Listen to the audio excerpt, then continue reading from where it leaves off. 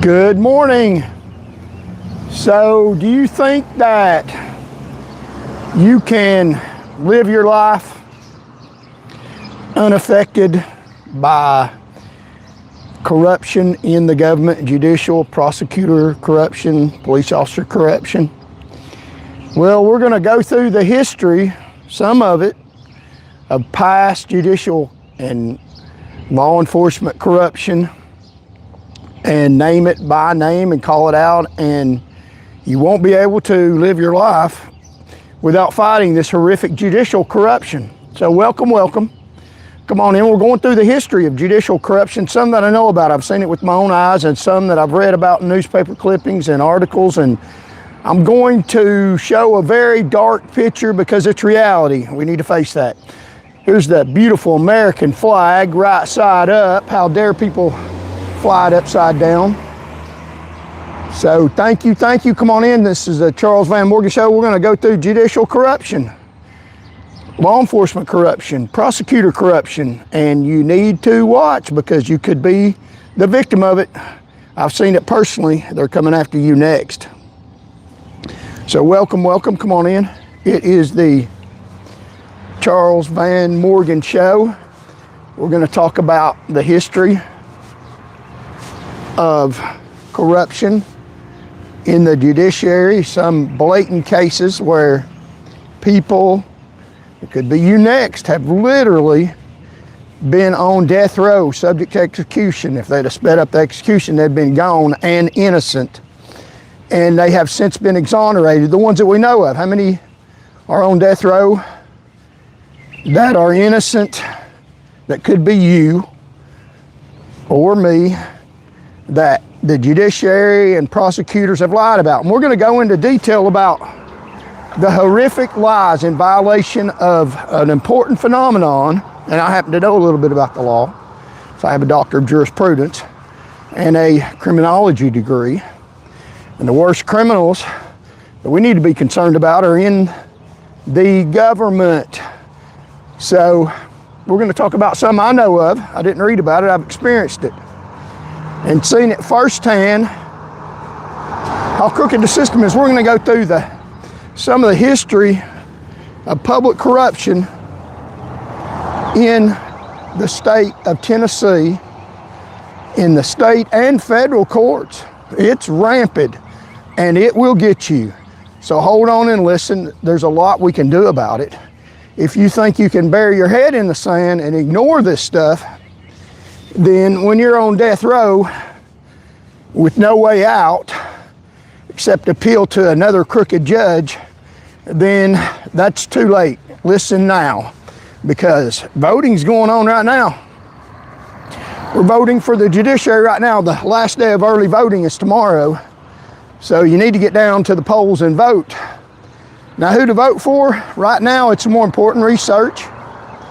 Right now, it's more important to vote because you're showing them that there's public attention on it. And research the judges and vote for one that you think the best, but mass voting will help the problem. Because let me tell you, and I'm going to read you the history so maybe you'll see, of the mass problem of government corruption. We need to get a handle on it not by violence and not by lies and telling lies against these people, not by bearing false witness, by bearing truthful witness. Now, the truthful witness is very damning to them. I'm a witness, and putting the judiciary, prosecutors on your trial, 2.9 million people, will be about 3 million people here in just a few days, because they need to be tried in the form of public opinion. If you go file a lawsuit against these people, you'll get a judge that is crooked as hell, most likely, and they'll rule in favor of the government. So we're going to talk about a few cases that I know firsthand how crooked the dirty judiciary is in the state of Tennessee. I've been through it. I've experienced it. And I'm here to tell you, hold on, let's do something about it, or you're next, or one of your family members are. This is how dirty it is. And I'm just going to go through the horrific stories And it's pretty damn bad, but you need to hear it because this is how bad it is. When I went to law enforcement training academy, back when they had real law enforcement training, now I think it's sissified up. When they had real law enforcement training in the 1990s, and this is before a lot of stuff came in to critique law enforcement, some of it good and some of it bad, but the first few days of law enforcement training, when I signed up to be a police officer and then went to the academy, they had several days where they showed reenactments and some real replays of officers getting killed, getting dead, showed the many ways that all law enforcement officers get killed, murdered, shot, killed, on calls. 2 days of that. So you sit there as a new law enforcement officer starting a career in law enforcement, and they're showing you in the academy, first couple of days, all the horrific stuff that happens to police officers. And you sit there and think, do I want to do this? I mean, this is bad. They show you how bad it is, the horrific bad side, which is truthful of law enforcement. Law enforcement officers get killed a lot across the United States of America, fighting for our safety for the most part and our freedoms. Now, some of them do wrong, but as an institution, that's what they're supposed to do. And I signed up to be a police officer, and they showed me how horrific it is and how dangerous it is, so that I would get a clue and wake up, so that when I would go out in society trying to protect people, that I had a little clue that people might try to kill me and other police officers. And that's reality. They shocked reality into me to cause me to be awake, to show me what being a police officer really was like. It's dangerous as hell, and they showed you, let you see it close up and personal. 2 days of it pounding in our head. Hey, this stuff is dangerous. This is real. This happened, this date, this time, this place. He's dead. His family misses him, this officer that was out doing right, and wanted us to be aware of what's going on so that we wouldn't walk around stupid, that we would know when we put our boots on the ground as a law enforcement officer, it's dangerous as hell, up close and personal. So that's what I'm going to do today to the mass populace in the United States of America, in the state of Tennessee. I'm going to show you how dangerous it is today, April the 29th, I think. I know it's April 2026. And it's Wednesday, how dangerous it is to live in the state of Tennessee under the current government that you have right now. I'm not going to pull punches. I'm going to show you names, dates, times, places where people have been prosecuted, money taken, defamed, and horrific things have happened to them in violation of, remember this, due process. Back in the Magna Carta, 1215, due process was what our due process originated from. And that due process is stomped all over. Due process is your right, came from the Magna Carta, 1215, to a fair judicial process. Notice and a hearing. Under due process, you have to have notice and you have to have hearing of any allegation against you by the government for criminal offenses when they're taking away life, liberty, or property. It's in the Constitution and applied to the states by the 14th Amendment. Now, that's what you're supposed to have, because all throughout times, even in the Bible times, it was well known that all that power, without people watching what's going on, can become massively abusive. And that's what I'm going to tell you. Without an officer out on the road paying attention to what's going on around him, he gets shot, killed, stabbed, and they showed us to that numerous times. And that's what I'm going to do today. I'm going to show you. I'm going to read to you cases where people in the state of Tennessee particularly, and in the federal courts, have been mistreated by the government, by the judiciary, by prosecutors, in violation of the law, in direct violation of our constitutional rights, in violation of due process. They didn't get a fair hearing. Sometimes they didn't get notice appropriately. And that's ongoing to this day. A case right now live where a person didn't get notice and the case ought to be gone and still going through trial today. Just about 2 days ago, a ruling in by a judge that notice didn't matter. Under the Magna Carta, our Constitution, you have to have notice and a hearing under due process. There has to be substantive due process, which means it's got to be in front of a fair, impartial third party that doesn't take sides with the government, a neutral person who's unbiased. Substantive and procedure means that the procedure, the laws have to comport with the Constitution. They can't have unconstitutional laws. And so we're going to shock reality into you and tell you the truth about the judiciary in the state of Tennessee and prosecutors. Direct cases, how they have violated due process. Due process is important. Very important. It's a facade in Tennessee. You get a court, it's a sham. It's not substance. It's a sham for the most part in the state of Tennessee. And I'm going to show you records how that happens. I mean, if I got a police officer and I'm teaching at the academy, training new police officers, and I said, be careful, police officers get killed. Watch out what you're doing. They might listen to me. And then we go on to training how to measure wrecks and different laws and stuff. They might go out and get themselves killed, and you see a little bit of that today where officers are getting killed when if they'd have been trained appropriately, that wouldn't have happened. I was trained right. This is a damn dangerous job. Make up your mind. Officers get killed even doing the best they can. Do you really want to do this? I chose to.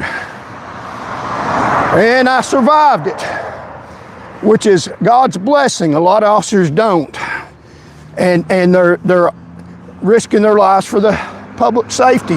God bless them and thank them for their service. I made it through. A lot of them don't. But I'm going to shock you into reality today. Names, dates, times, places where they violated. Our courts in Tennessee have violated due process. Ongoing to this very day, they're doing it. And if you think that you're exempt from that, I'm going to try to show you. No, you're not, because I'm going to tell you all these dates, times, courts, places, names, and show you that you're not exempt. You need to do something about it. Christian, non-Christian, you need to act to get the judiciary to be just and follow due process of law, because they don't now. Let's get across this road here. So yeah, we got a huge amount of people. And thank y'all for coming. This is the Charles Van Morgan Show. If you like the show, help me continue to spread the message. Subscribe to the channel. And it helps the algorithm, keeps this message out. This is a message you won't hear from other people. This is a truthful message. This is unbridled news. It's not CNN, Con News Network, or any of the lamestream media that put out lies. And this is the truth about things, reality. Now, it's a dark picture, but I didn't paint it. It's a real picture. It's not a painted picture by me. It's reality. Names, dates, times, and places of wickedness. And we'll go over some scripture about this. It's nothing new. You better get a handle on it. Wickedness in our government, in the judiciary. And I'm going to talk to you about some cases I know of because I've experienced it. I've seen it with my own eyes. A lot of the other cases are news clippings and things I put together that I read about that are horrific cases that hopefully they will shock you into reality. You'll get up here in this county and early voting starts tomorrow and go to the polls and vote. Go to the polls and vote. That's what you can do about it. So, Bill Gibbons, I call him Bill Goober, a very dangerous man, was the prosecutor over Shelby County in Memphis, Tennessee, over the whole county, Shelby County. Bill Gibbons was a prosecutor. Now, in my direct case, I know, and I don't know how many other lies he told, but I know his credibility is destroyed because he's a liar. He lied, not just a lie. You can do locker room talk where you're out talking and stuff and talking to your friends and hyperbole and bragging and exaggerating between you and your friends. That's not in court, not under oath. People do that all the time. Talk about how great they are or something, and they're just talking amongst friends. And nothing criminal or wrong about that. People do that. They may say some things that they probably shouldn't say, but that's not in a courtroom. That's not under oath. That's not in a huge audience of people that they know about. For somebody to put that out in the public of what somebody said in a locker room is obviously pathetic without any warning, because they don't know that it's being recorded, it's been said all over the world, and they take a few sentences and exaggerate them and frame them wrong, don't put them in the exact context, without the person having any warning. It's called locker room talk. And somebody surreptitiously records somebody out of context, and you don't know from a recording what the contexts are. You don't know if the person's sitting down smiling when he's saying it. You don't know if it's at a comedy club. I mean, you could take words out of a comedy club and quote somebody and put it on the internet and put their name and picture, something they said in a comedy club that had no bearing on reality. They were telling a damn joke. And hold them to a courthouse standard, and that'd be wrong. That'd be completely wrong. And that's what they do in the state of Tennessee. Imagine all you got out there, out of context. I have literally joked with my friends about killing them. If you do that, I'll kill you. And it's a joke. They know it. I've got a smile on my face, and they got a smile on my face. They know I'm not going to kill them. I'm exaggerating, making them paying attention to what I'm saying. A lot of people use foul language to get people to pay attention to them. That's not the same thing, and it's not court-worthy as somebody going into court and saying, raising their right hand and saying, I swear to tell the truth, the whole truth, nothing but the truth. We're there on notice. Notice is an important thing in due process, notice in a hearing. And to take words out of context and put it in a courtroom is horrific. It's wrong. You shouldn't do that. You shouldn't use that in court unless you have the context, the video, and the other side has the opportunity to defend themselves against it without a biased judiciary. So Bill Goober, we're going to talk about the importance of due process, which you don't have that in Tennessee right now. You don't have due process. You don't have, a lot of times you don't have notice. We'll talk about a case right now. Lady didn't get notice, still being held accountable. And notice in a hearing. Hearing comes in a fair hearing before an impartial judiciary, before an impartial judge, which you're not going to get that in Tennessee. That's a joke and a half. And the joke's on you, they're laughing at you. And they'll listen to stuff out of context and put that all over the world. And then what they say under oath that they know they're being held accountable to, they use that, and then they lie when they even know, and they use a lie as fact when they know that. It wasn't locker room talk. It was under oath. They know. People in the government, they do that. That's what you're up against right now in the state of Tennessee. It's horrific. Symbolically, you'll get murdered in a courtroom. Symbolically, and you could realistically, with a murder conviction and the death penalty when you didn't even do it. It is that bad. We're going to show you some real life cases. Talk to you about the dark side, which is the real side, the way it is right now. And we need to pray that out and vote that out. And that's what this channel's for. Subscribe to the channel. Help me accomplish justice for everyone, not just for the rich people in power. And so Bill Goober, and we're going to talk to you about what he did. I've seen it with my own eyes. I know what he did. I've seen it. And we're going to talk to you about what he did. We got a bunch of people in here. Thank y'all. Vance is on to something. That's right. I think I am. So we'll talk about Bill Goober. What he did, he lied under oath. Why did he lie under oath? I'll tell you how he was able to accomplish that. So due process is, as a Christian, if you read the Bible, the 10 Commandments, if you break any of those 10 Commandments, you're guilty of all of them. You're guilty of violating God's laws. God's a supreme judge.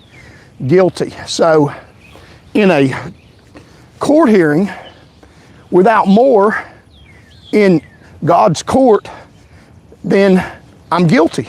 I have no excuse. It's clear in the Bible, you have no excuse. And so I need due process. I need due process in order to be able to present my case. Now you say, well, you have no case, you're guilty. That's right. I have no case without the Lord Jesus Christ. That's right. So the due process is when you accept the Lord Jesus Christ as a Christian in your heart, your name is written in the Lamb's Book of Life. That's your due process. You're guilty.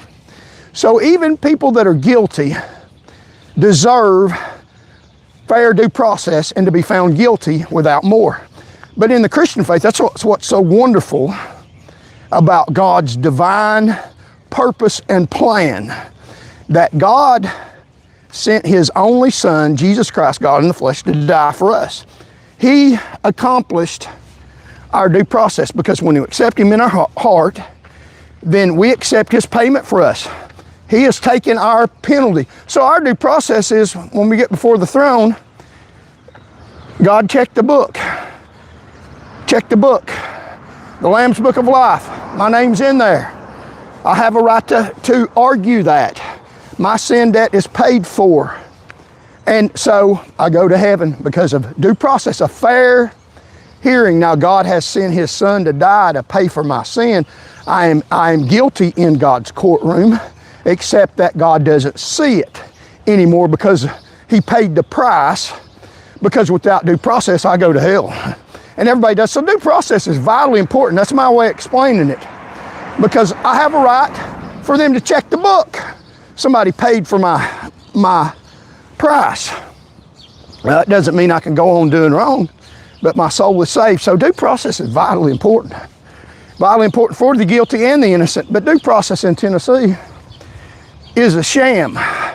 It's a sham. Now, Bill Goober, and my name's in the Book of Life, Lamb's Book of Life. Is your name in there? So you can avoid what you deserve because God paid for it for you through His Son, Jesus Christ, who suffered for what you did. And that's God's due process. In the eternal life, He paid it for you. If your name's not in the book, then you have no argument. So if you've broken one commandment, you've broken them all. So Bill Goober, here's what he did. And this is real life, no due process on the planet. Now he swore under oath.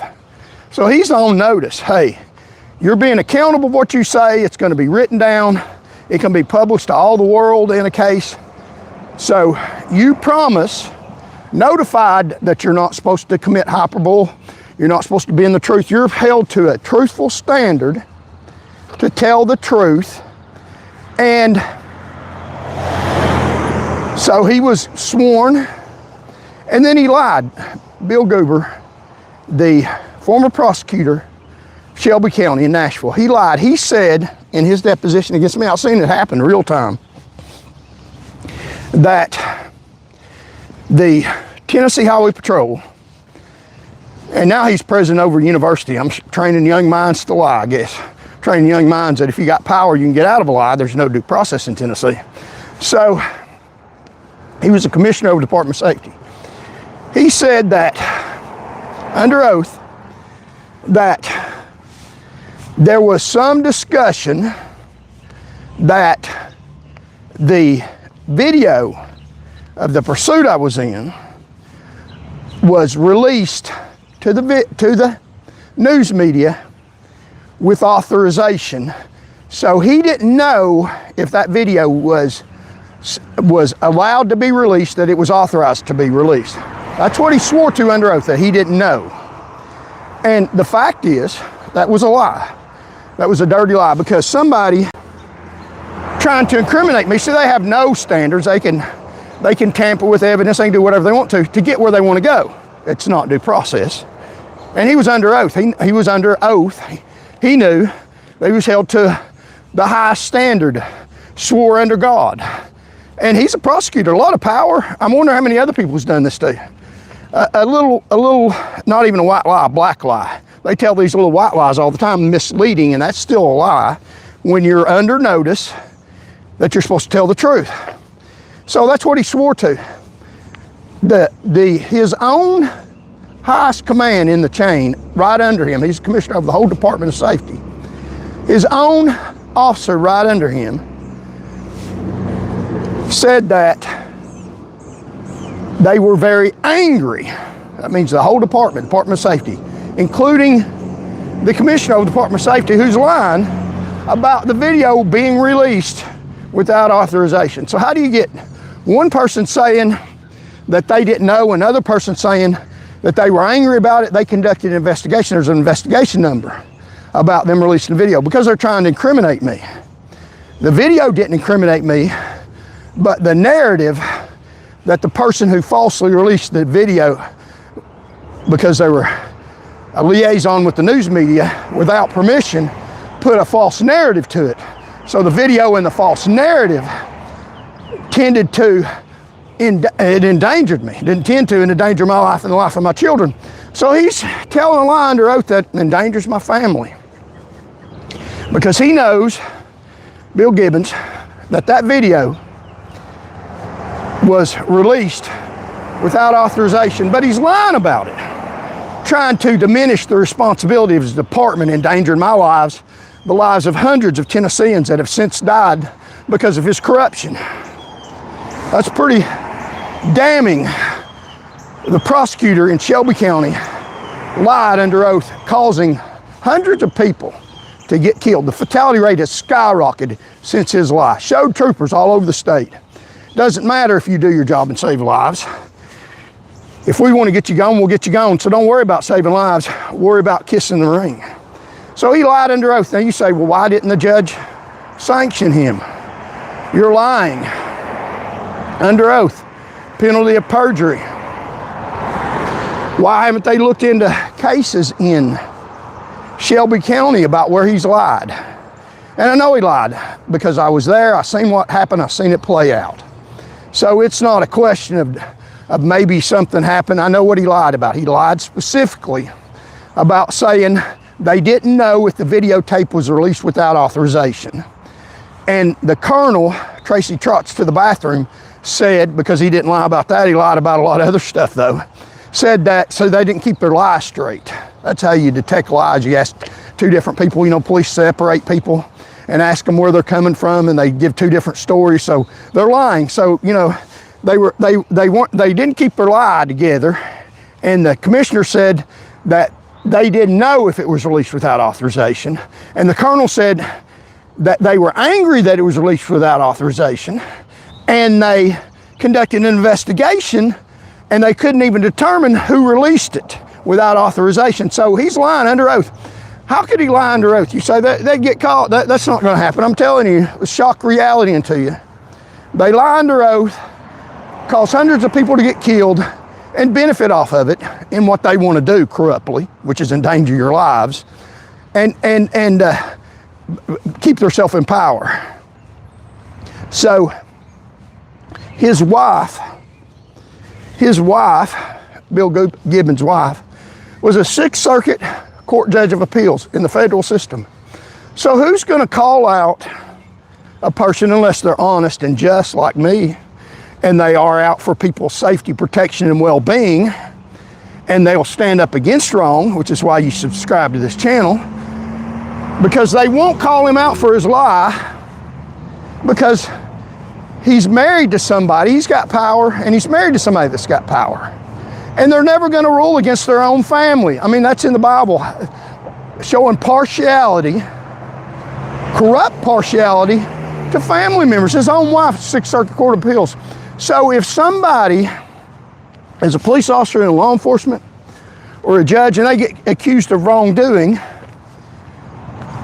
and they have ruled against him, held him accountable for perjury, and then somebody accuses the judge that stood up for right, then when they go before the Sixth Circuit Court of Appeals, his wife is going to rule against them.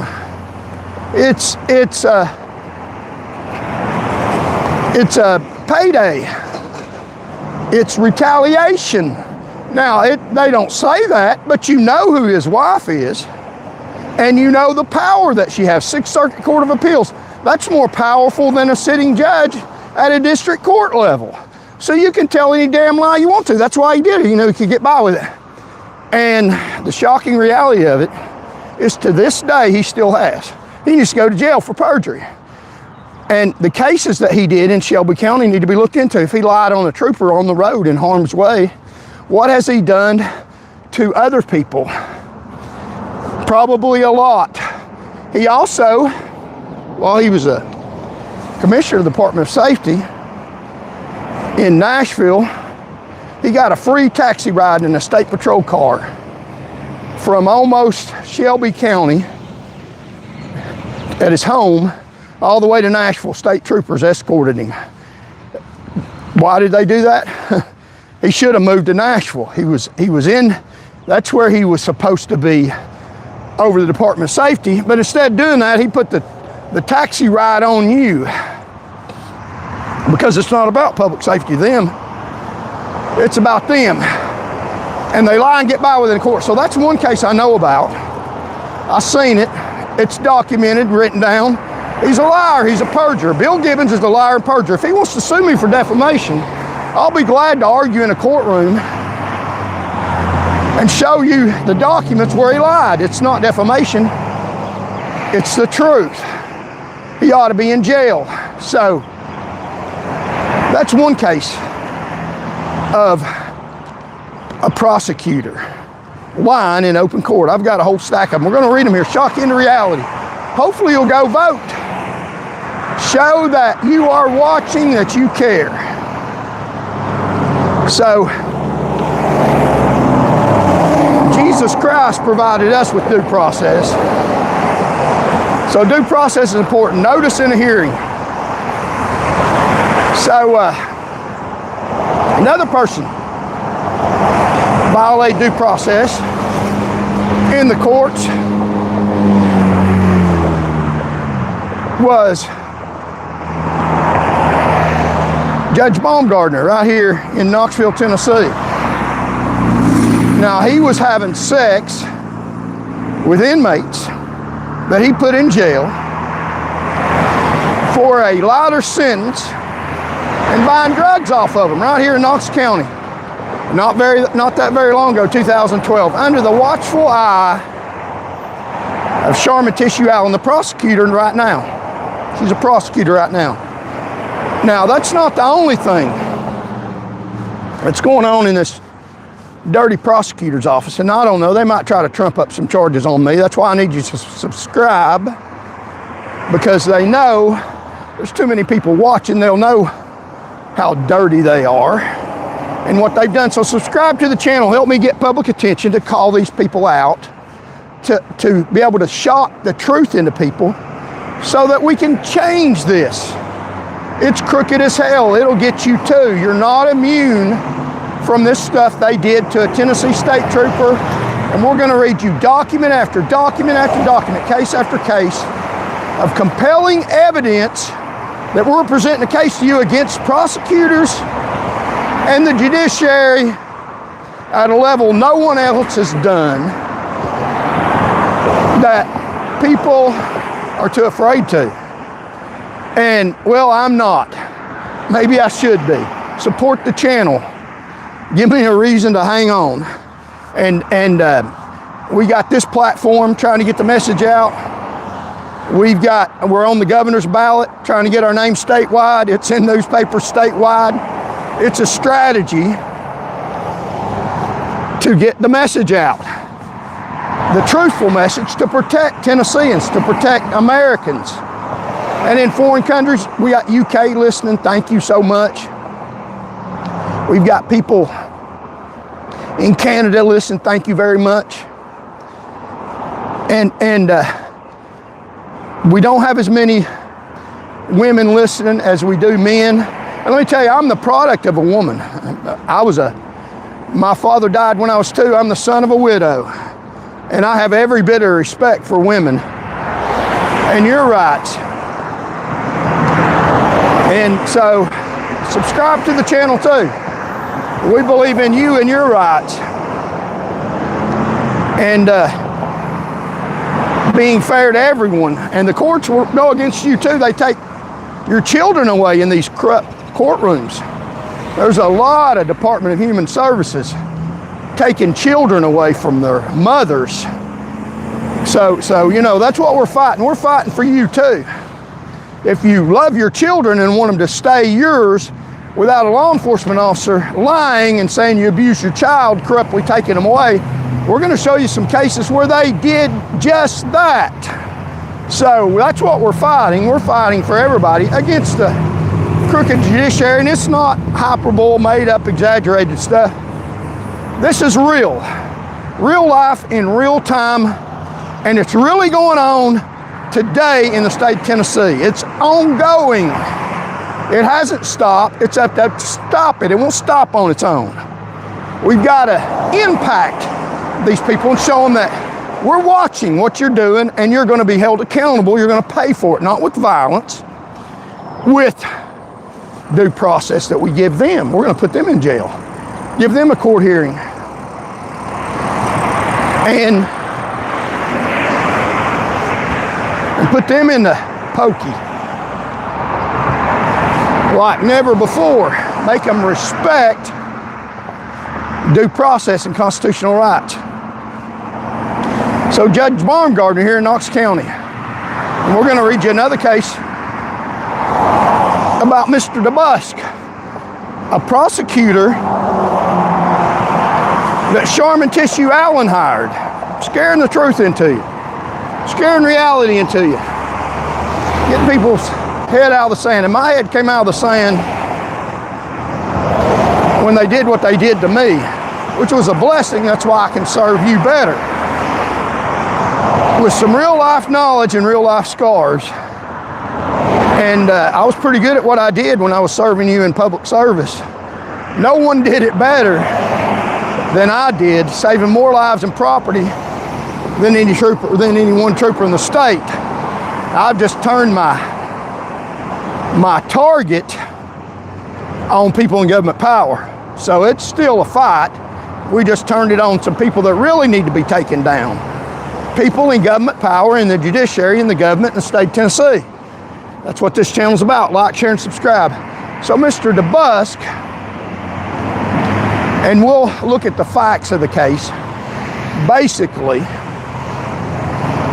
he was a prosecutor, assistant district attorney here in this county, and there's other crooked ones in other counties. And he was violating due process. All communications that you have when you're accused of a crime between you and your attorney are confidential communications. Your attorney can't tell other people what you say to him. It's confidential. That gives you the right to speak frankly and clearly to your attorney in all confidence that what you say is not going to be used against you. It's fairness so that you can, with your attorney, try to defend yourself or get the best deal if you did in fact commit a crime.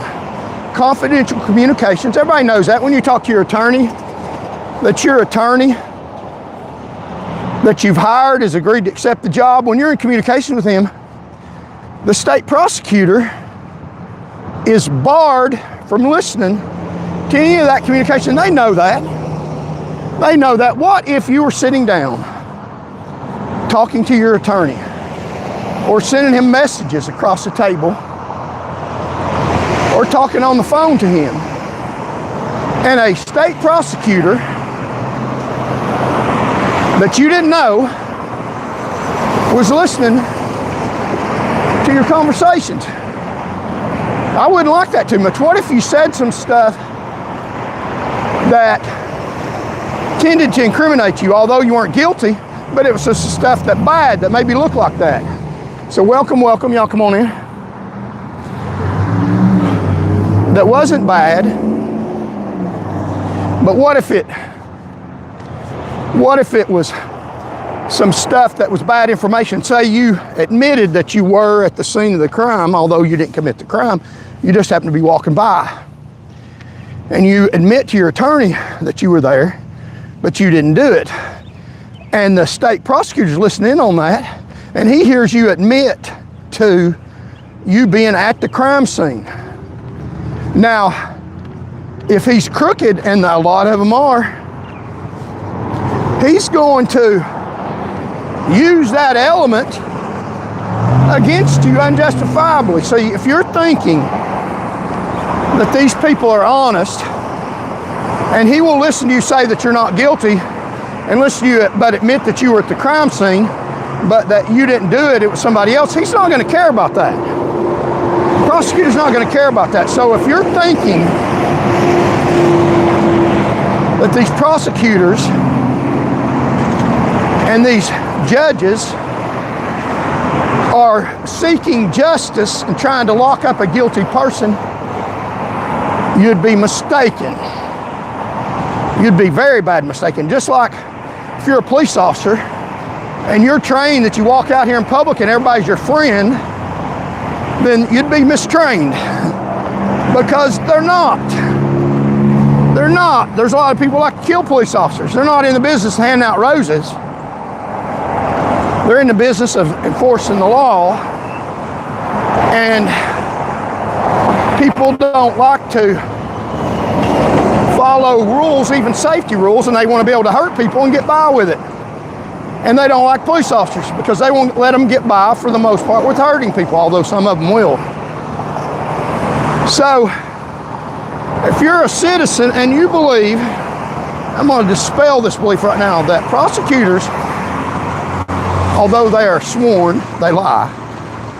If you believe that prosecutors are trying to find a guilty person and prosecute them to the full extent of the law for the protection, safety, health, and well-being of the public, I know for a fact, by experience, God's allowed me to go through, you're wrong. You're very wrong. That's not what they're doing. They're putting somebody's head on the chopping block. A lot of times they don't even give a rat's ass whether they're guilty or not. And if it's you, they don't give a rat's ass if you're guilty. They literally listen into your phone calls. Not hyperbole, they did here in Knox County. Listen into your phone calls, and if you admit anything that can tend to incriminate you, even if it's not the whole story, they'll use it to lock you up or execute you. They were literally here in Knox County. And it's systematic, it's ongoing. Because we don't even know who the bus supervisor is that he says told him it was okay to listen in on people's phone calls that were talking to their attorney in violation of the law. We don't even know who the supervisor was. They've never told us that. Evidently, they're still working at the prosecutor's office. Now, the bus got hung out. He was listening to phone calls, receiving messages, intercepting them from a person talking to their attorney, and in fact, using that against them in court, surreptitiously, not telling them. And that's what surprised the defense attorney, because he knew stuff. How in the hell could he know that? And he's using stuff for a wrongful purpose, because he's trying to get a damn conviction, get somebody's head on the block, whether or not they did it or not.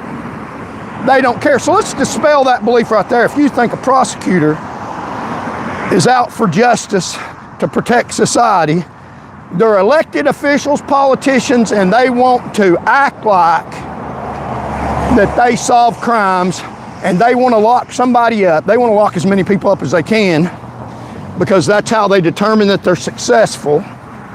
Not locking up guilty people, locking up people, and they will prosecute any damn body and break the rules. We'll show you how they broke rules, whether or not they're guilty or not. That ought to shock you into reality. So when you're talking to your attorney, if you're accused of a crime you didn't commit, and you very well may be, it's not unlikely, then look around the room. Is there a tape recording there? The message you send them, are they secret? I would suggest to you To this day in this county, hell no. Hell no, they're not. Because we don't know who the bus supervisor was that he says approved it. And he even committed perjury under oath protecting his supervisor. So they're protected. And never went to jail for committing perjury. Because he said that he didn't remember.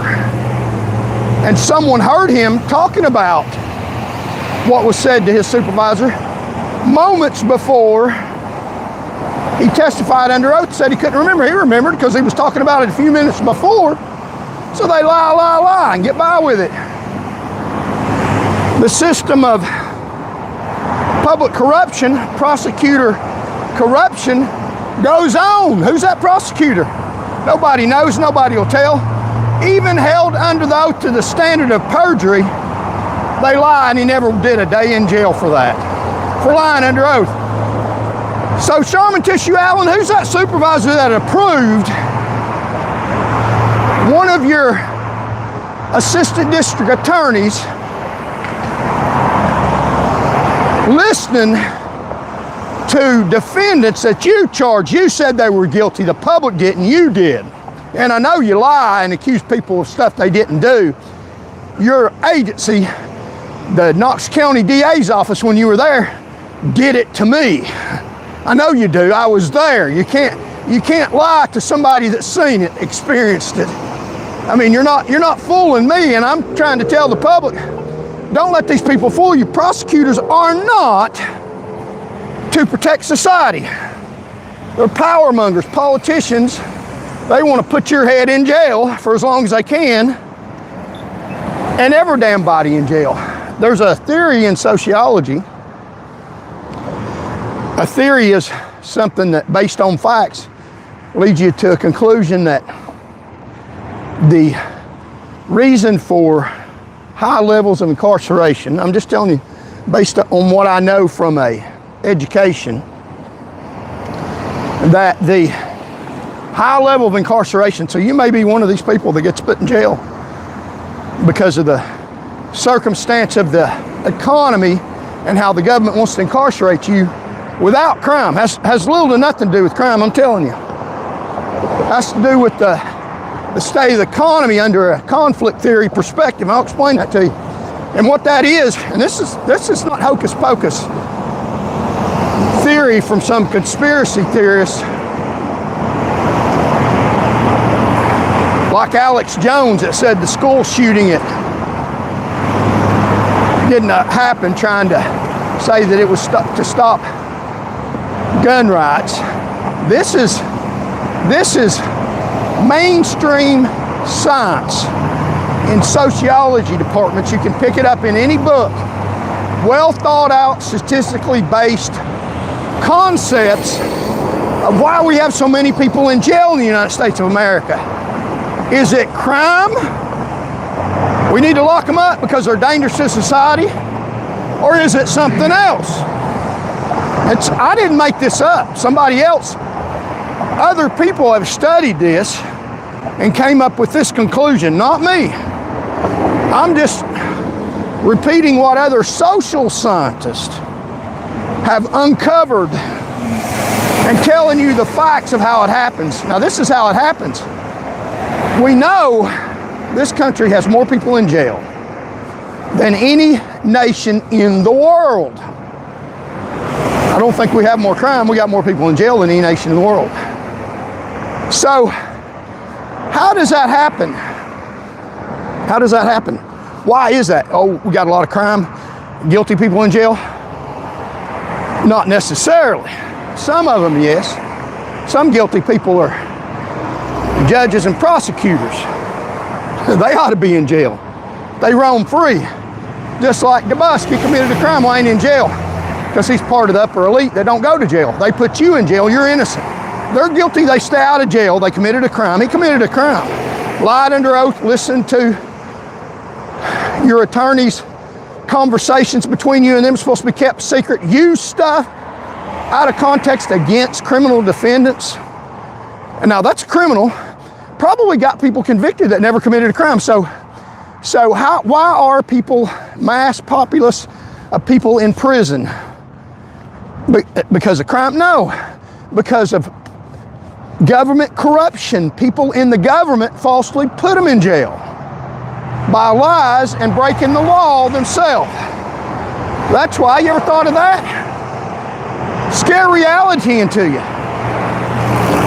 The study and the theory says, based on science, and you can narrow it down to, well, are innocent people in jail? Well, yeah, I'm telling you cases where they are. A lot of them.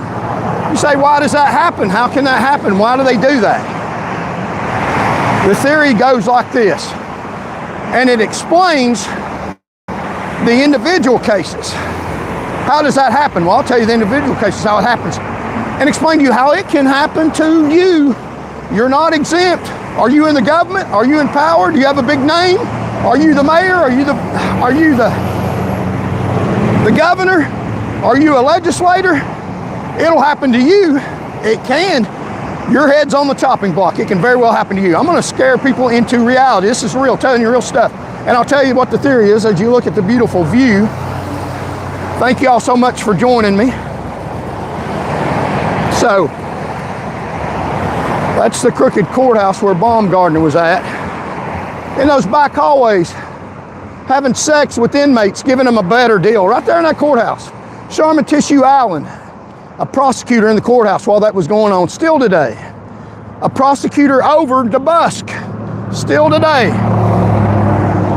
So the thinking goes, the science goes, and the theory is a thinking of why some event takes place by looking at facts, an explanation of social reality, by looking at explanations and testing them. So the theory goes that the crime rate rises and falls not because, the prison rate rises and falls.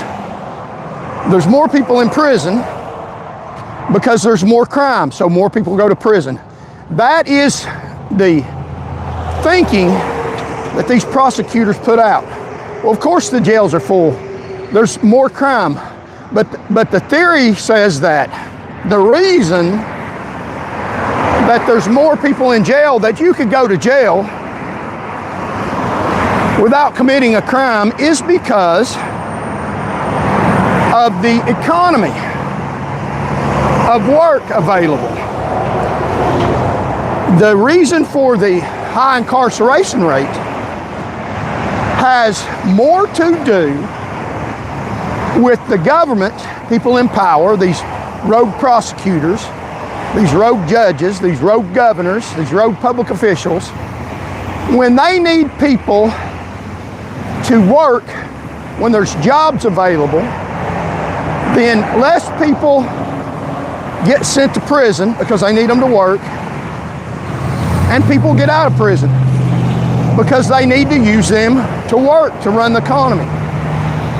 When there's less jobs available, whether or not somebody committed a crime or not, now get this, whether or not they committed a crime or not, they lock them up, not because they committed a crime, to control them. So it's not about crime.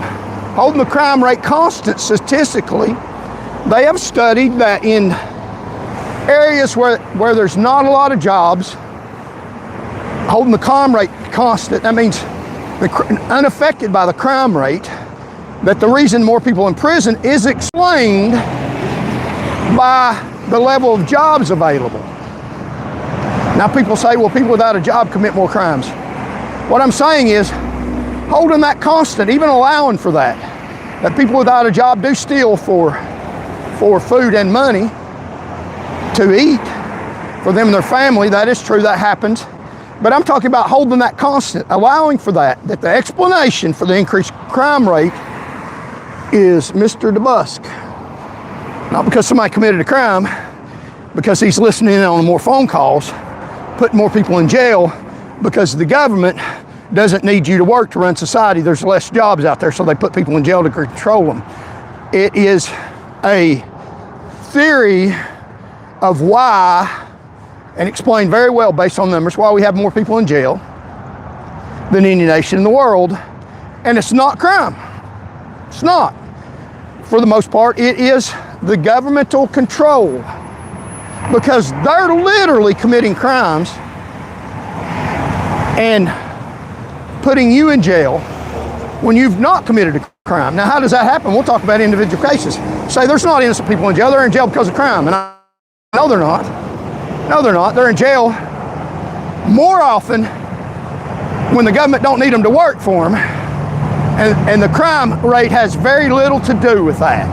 Now, that's science from the University of Tennessee. Pick up any book. It's not Alex Jones' conspiracy theory. And I'm going to tell you individual cases that show you how that's accomplished, how innocent people go to jail, because guilty people ought to go there and they break the damn law. And I got case after case. Hold on the phone. This is very interesting stuff.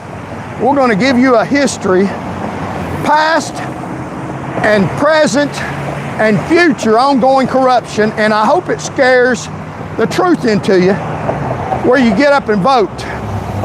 You can vote for me. I'm on the ballot. Teach these scumbags a lesson. You're not going to put us in jail for no reason, and they may put you in jail. Now, God's trained me to do this. God doesn't call anybody to speak out unless they've got some fire behind them and knowledge and capable of doing it. I got a doctor of jurisprudence, and I've been burned by them, and I'm lighting the fire back symbolically. Thank y'all for coming. Listen, share, subscribe, and we will get on with the show. So, they write the rules for themselves. Crooked judges protected by the system. Judge Richard Baumgartner, Knox County Criminal Court, 1992 to 2011. Just a few feet from here. You can probably see the offices where he had sex with inmates that he made deals for, bought drugs off of them, from the bridge over here. Was high on opioids on the bench for 2 years. Had sex in chambers with a felon he had sentenced, traded lighter sentences for drugs. Federally convicted, served 6 months, only 6 months for that. Tennessee Supreme Court said most convictions under him still stand anyway. So even the people that he adjudicated against, they still have to do their time. Is that justice or what? Although he just did 6 months. Less than a felony. The felony is over 11 months and 29 days. He should have done more. And his convictions that he convicted people of still stand. Judge Richard Baumgartner, TBI investigated federal conviction on his record. And we will look at some more. Like, share, comment, subscribe to the channel. And we're going to show you the truth about these thugs, these dirtbags.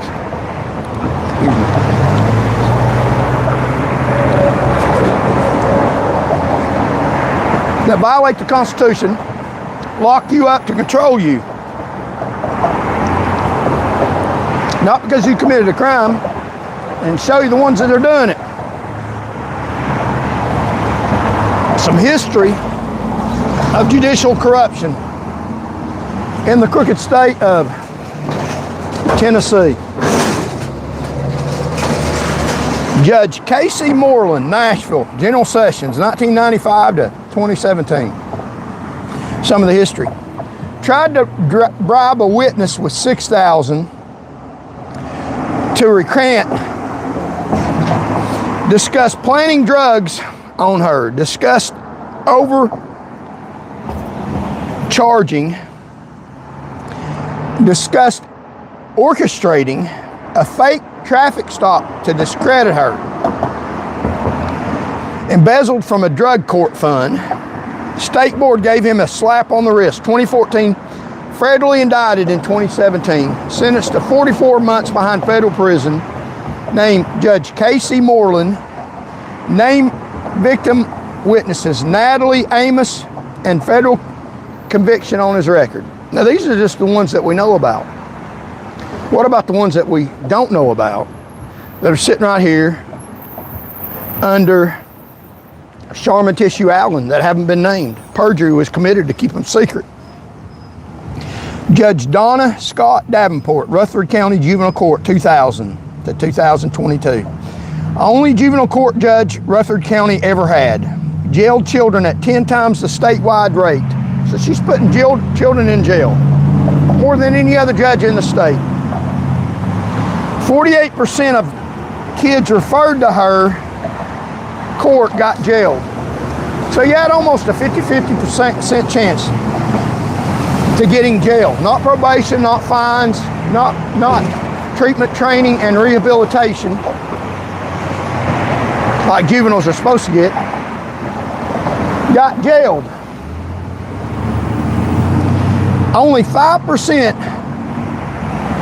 in the state average of judges put children in jail. She put 48% of them. Other judges put about 5%. Treatment, training, and rehabilitation for juveniles.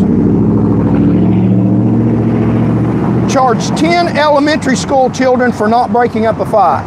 So you're an elementary child on the playground and a fight breaks out, and you're not someone legally has to intervene, and you're afraid to do anything, so you just stand there stunned. Somebody's hitting on somebody and you're stunned, you're standing there. This judge charged people that were standing there, weren't part of the fight, that were standing there under a law that doesn't exist. Federal judge called it illegal detention causing irreparable harm every day. Cost taxpayers over $5 million. 11 members of Congress demanded DOJ investigation. Tennessee Department of Children's Services inspected the jail twice yearly, never wrote it up once. So they know 50% of children going to jail under this judge, 4%, 5% in other judges, and they never said anything about it. Inspected it for years. Inspected it twice every year, never wrote it up once. She retired, never removed. Judge Donna Scott Davenport. Judge Melissa Boyd, Shelby County Criminal Court, 2022 to present. She's still on the bench. 4 public reprimands, suspended, ignored the suspension, kept showing up for court. State board recommended to remove.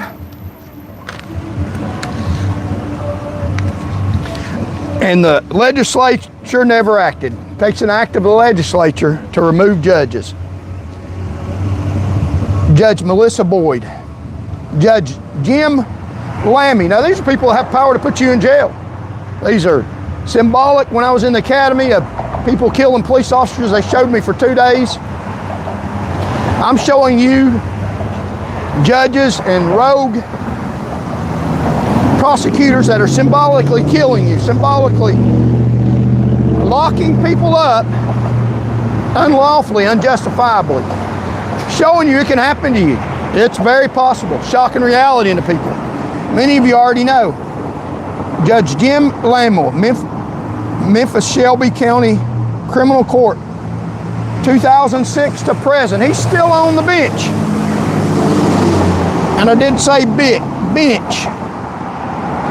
Shared articles on Facebook calling Muslim immigrants foreign mud. And this is the worst of it. Shared content telling Jewish people to get off the Holocaust, to get over the Holocaust, over the Holocaust, using foul language, anti-Semitic language. A sitting judge to this say, multiple organizations demanded discipline, including the ADL, NAACP, Memphis Bar Association, and National Civil Rights Museum. State board issued a reprimand saying there was no proof of bias, called it merely partisan. He's still on the bench. Judge Jim Lamey. He can put you in jail if you're Muslim or if you are Jewish. He doesn't like you. He's made that pretty clear. He's not unbiased. What if you don't commit a crime? He doesn't like you. Judge Sam Benningfield, White County. Tennessee, offered inmates reduced jail sentence in exchange for sterilization. Unconstitutional. Can't sterilize people. Public recommend, served out his term, Judge Sam Benningfield. He wants to sterilize you. After a rogue prosecutor violates your rights and gets a conviction, and he's going to sterilize you. That's the judiciary in the state of Tennessee. That's happening in real time. That's a reality that you face every day and your family faces. If you don't care enough about yourself, vote for because of your family and your children. I know it happens. It's personally, the judiciary has personally wrongly affected me. Got a federal civil rights case going on against the judiciary in the state of Tennessee right now. You say, why do that? Because that's the right Christian thing to do. Violence is not approved. Self-defense is. But that's not that kind of, it's not that kind of battle. Sent Judge Jonathan Lee Young sent sexually explicit messages to women between 2015 and 2020, many while wearing his judicial robe. So he's sending sexual messages to women while he's showing them his authority, state authority, including a litigant who had a custody case before him and a legal professional whose firm appeared in his court. So he's showing them who's the boss. Custody cases, the power to take children away. Lawyers had to ask the Board of Professional Responsibility whether they were required to disclose his conduct to their clients. Well, hell yes. Why would you have to ask them? Because they're afraid to. They want to get backup before they do what they're supposed to do. You don't complain on a judge in Tennessee, even if they're wrong. You get retaliated against. And I'm not the only one saying that. It's that bad. At least one party used knowledge of his conduct for strategic advantage in a child custody case. So it wasn't based on the merits. It was based on a sitting judge in Tennessee saying dirty stuff to women with the threat of taking their children away and acting on it. So at least one party used knowledge of his conduct for strategic advantage in litigation. They stayed a 30-day suspension. So they didn't even suspend him. Judge Jonathan Lee Young, amazing. Judge Richard Bell, Davidson County, General Sessions, 2012 to present. So used nearly $200,000 in federal grant money for CARE court program. On the first day of receiving the grant, before hiring a single staff member, rented off space from a building owned by her own parents and submitted invoices to her family. Hidden camera footage showed her arriving hours late repeatedly while parties waited in the damn courtroom. Took a 65-minute break in the middle of citizens' testimony to take a photograph with a high school class, putting court on hold where justice needs to be done in order to get a photo op for political purposes. The BJC complaint dismissed nearly a year later. Board never spoke to the complainant's lawyer, Judge Rachel Bell. They didn't even investigate that. Dismissed the complaint. Judge McMillan sits right here in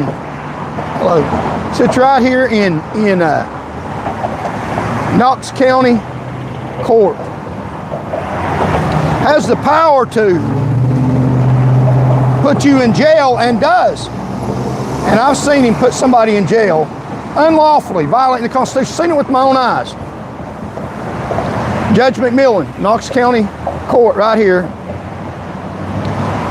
There was a elderly lady that had her grandson arrested in a domestic violence case where he busted out a window. He didn't hit her, he busted out a window. She called the police, they put him in jail. Now, she's in court And she's changed her mind, came to the realization that he did it accidentally. Instead of trying to be angry, she got mad at him. So Judge McMillan asked her in open court, in front of the whole courtroom, why she was there. She said that her grandson had busted out a window in her house, was living with her, and that he might have done it accidentally. So the judge wants to keep that young man in jail. Now that's what was testimony from her in the courtroom, under oath. The judge asked her, how did that make you feel when he busted out that window? She said that it made her mad. Now, in order for her, the judge, to keep him in jail, he needs the buzzwords that she's in fear. Just because you're angry at somebody doesn't mean you need a order of protection to lock them up. You can be angry at people for a lot of different reasons. You have to be in fear that they're going to hurt you. She didn't say that. She said it made her angry. And he asked her again, no, I can't lock him up because you're angry at him. And she had already testified that he might have done it by accident. She was changing her mind, coming to the realization that she was angry about him and he didn't need to be locked up. He was in jail at the damn time. I seen this in open court. And the judge said, no, ask her the same question again. How does that really make you feel? And she said, it makes me angry. Hello. And so he's asking her twice, trying to get her, prompt her to say that she's afraid, when she's testifying under oath that she's not afraid. She said she was angry, it might have been by accident. Now that's due process. Due process is a fair, unbiased hearing. Now he's in jail. And if the judge adjudicates fairly that he shouldn't have been locked up, releases him because his grandmother's not afraid of him, she was angry at him. She had him locked up because she was angry at him. Let him out, let him go, case dismissed. That easy. A Knox County Sheriff's deputy gets on, they work in cohort together, gets on to what the judge is trying to get her to say, because she's been in there, she knows the buzzwords that the plaintiff has to say to keep somebody incarcerated or a social order protection. So she comes over to the lady, they know the drill, and looks at her. She's under oath and tampers with the witness. She says, she's in uniform, Lieutenant Bars, a female officer, says, tell him you're in fear. So that's witness tampering.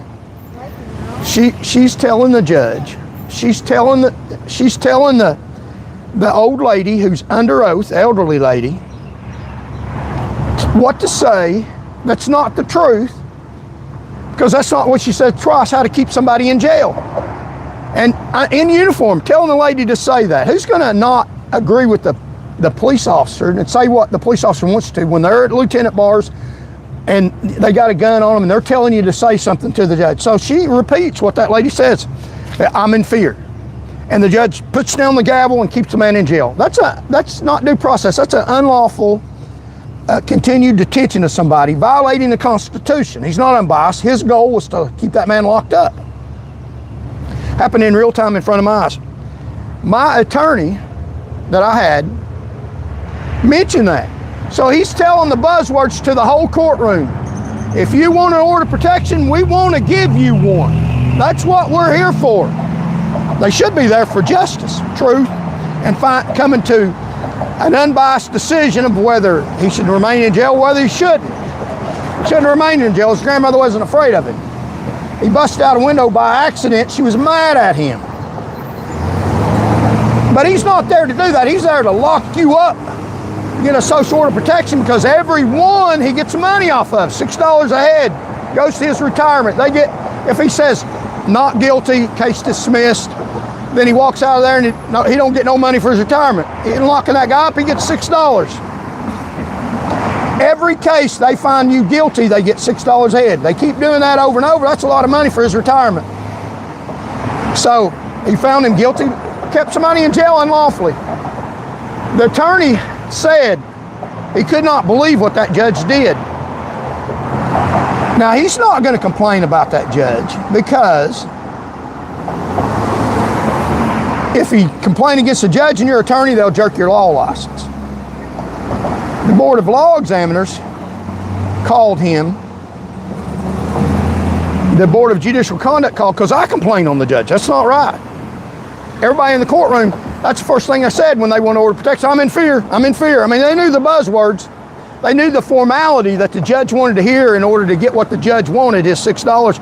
And I heard that continually by everybody that was trying to lock somebody up, their ex-husband, their ex-boyfriend, somebody they were mad at. They knew what to say. I'm scared to death. Judge, you got to lock him up. He was more than happy.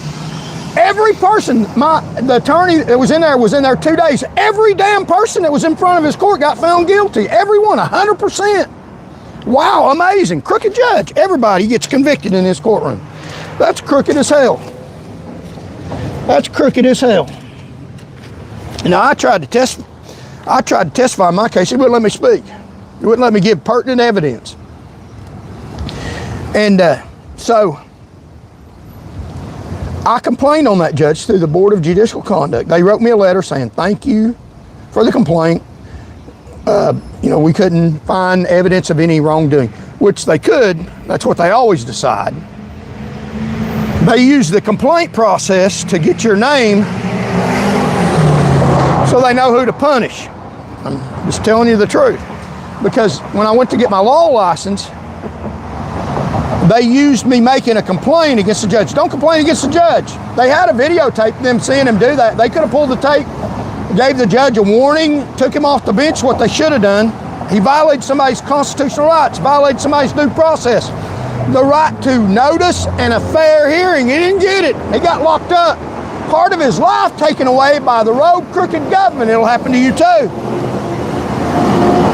So, they use that against me. They say they called my attorney, and it's quoted in their ruling against me. They say that. My attorney said that judge didn't do anything wrong. That's what they quoted him. He didn't say that. He said that he didn't make the complaint. That's two different things. The reason he didn't make the complaint is he didn't want his law license taken away from him for complaining on the judge, even if it's justified. Because they will. We'll go on and show you where that if you complain on a judge, they'll punish you. You leave them the hell alone, let them do whatever dirty they want to in the state of Tennessee, or you'll get punished for it. We'll go right ahead. I believe in standing up for what's right. And they'll do it to you too. You're not immune. Judge O. Dwayne Sloan, drunken driving is a major problem across the state of Tennessee. People killing each other every day, and the Highway Patrol is arresting people stone cold sober while they're drunk, and drunk people going down the road killing people. So your tax money is going to fund unlawful arrest by drunk people of sober people. Now, did you hear what I said? I didn't make a mistake. Your tax money that you pay the government to protect you from drunk drivers is paying drunk people to arrest sober people, while drunk people are killing you on the roadways. Now that's just the way it is, and I can back that up. They made 2,500 false arrests for drunk driving. The people had no alcohol in their systems. They have troopers on the job who have blown an alcohol level in uniform in a state patrol car. So you put 2 and 2 together, 4. So this is one of the drunk drivers that they're arresting you sober while a drunk judge is going down the road. A drunk judge going down the road. Imagine that. Because they don't arrest them, they're too busy tied up with you while you're sober. That's the truth. Let me scare reality into you. This is not hyperbole, exaggeration. This is deadly, and it could cost you to go to jail because they want to control you or get killed. They're so dangerous. They're dangerous to their damn selves. Judge O. Dwayne Sloan. Now they praise him as some kind of highfalutin damn hero.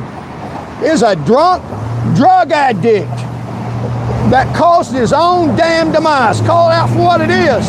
You can't do that. You'll get sanctioned for calling out judges in Tennessee.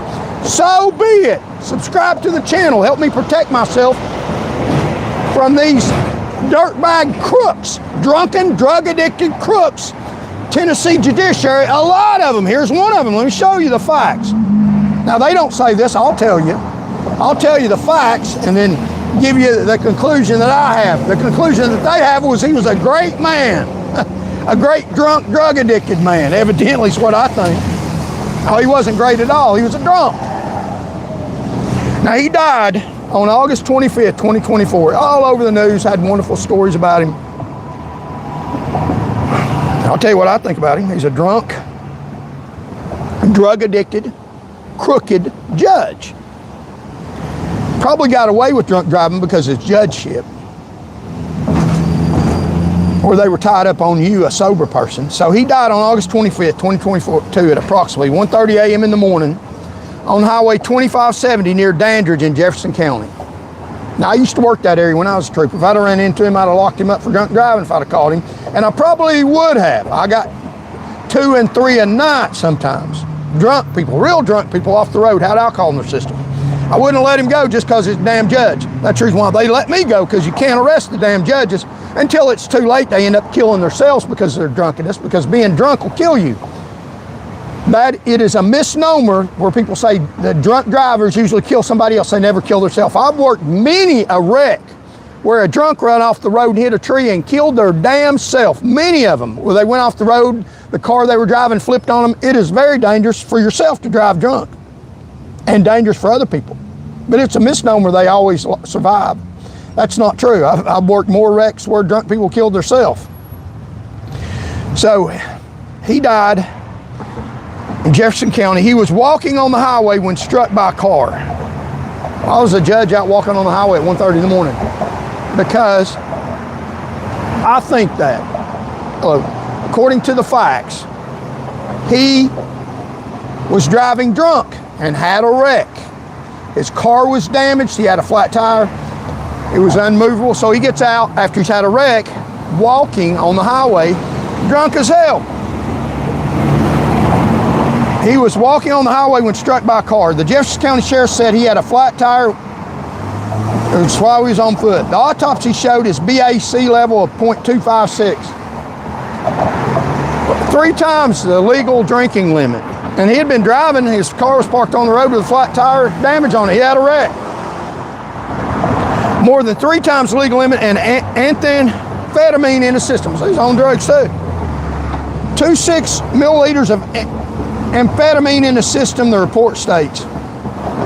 Before Sloan was hit, 2 bystanders saw him staggering all over the road. A drunk judge wrecked his car, staggering all over the damn road. A hero in the mind of the judiciary. The news put him out as some kind of damn hero. He's a drunk, a drug addict, a drunk drug addict. It's your Tennessee judiciary. Ended up killing himself. Fortunately, he didn't kill somebody else. He did put people through some horrific stuff because he's walking on a drunk highway, drunk and drugged out of his head, staggering all over the road. People didn't see him. It was pitch dark, and had that horrific event of a damn judge on their hood because he's drunk and drugged.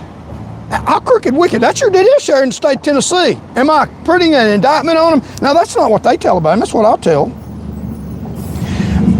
Before Sloan was hit, 2 passenger buyers saw him staggering all over the road, the eastbound lane. While walking down the highway, when they turned around to check on him, they saw a vehicle stopped on the road. THP said Sloan's vehicle was later found parked along the road near the scene with a flat tire and minor damage. They also reported the inside of the car had a strong smell of alcohol. I wonder if they found any amphetamines.